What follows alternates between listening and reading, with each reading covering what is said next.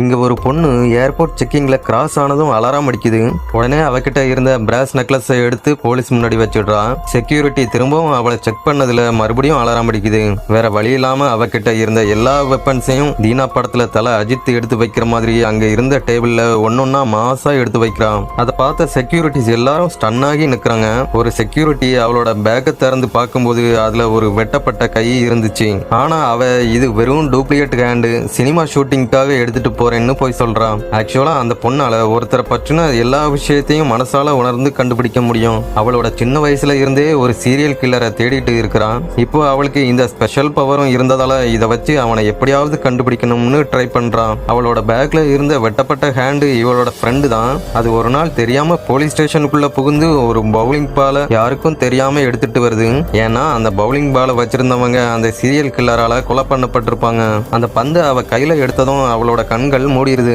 அந்த டைம்ல அவளோட மைண்டு அந்த சம்பவம் நடந்த இடத்துக்கே போயிருது.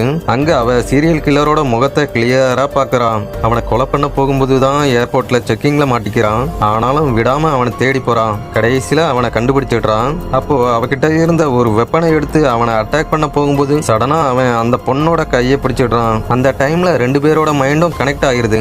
இதனால திடீர்னு அவ கண்கள்ல இருந்து ரத்தம் வந்து சடனா அங்கேயே மயங்கி விழுந்துட்டான். அவ கண்ணை திறந்து பார்க்கும்போது ஒரு பேஸ்மெண்ட்ல கயிறால கட்டப்பட்டு இருந்தா.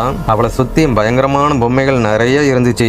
இப்போ அந்த சீரியல் கில்லர் அந்த ரூமுக்குள்ள நிறைய கத்திகளையும் டூல்ஸையும் எடுத்துட்டு அவ கிட்ட வர்றான். அதுக்கப்புறம் அந்த பொண்ணு மாதிரியே இருக்கிற ஒரு பொம்மைய கையில எடுக்கிறான். இப்போ நீ என்னோட டேலண்ட பாப்பேன்னு அவகிட்ட சொல்றான். அவளோட வாயில கட்டி இருந்த துணியை எடுத்ததும் பதிலுக்கு இப்போ நீ என்னோட திறமைய பார்க்க போறன்னு அந்த பொண்ணு அவன் கிட்ட சொல்றான். உடனே அவ பக்கத்துல இருந்த ஒரு பொம்மைய பாக்குறான். சடனா அதுக்குள்ள இருந்து அந்த வெட்டப்பட்ட கை வேகமா வந்து அவனோட முகத்தை பிடிச்சு அழுத்த ஆரம்பிக்குது. அந்த டைம்ல அந்த பொண்ணோட கையில கட்டி இருந்த கயிறை அவுத்துட்டு வந்துடுறான். அவங்க ரெண்டு பேரும் சேர்ந்து அந்த சீரியல் கில்லரை மரண அடி அடிக்கிறாங்க. உடனே அந்த பொண்ணு ஒரு கத்தியை எடுத்து அவன் கிட்ட போறான். அதை பார்த்து அவன் மரண பயத்துல பயங்கரமா அலறுறான். அடுத்த நாளே போலீஸ் அவனை அரெஸ்ட் பண்ணிட்டாங்கன்னு நியூஸ் பேப்பர்ல நியூஸ் வருது.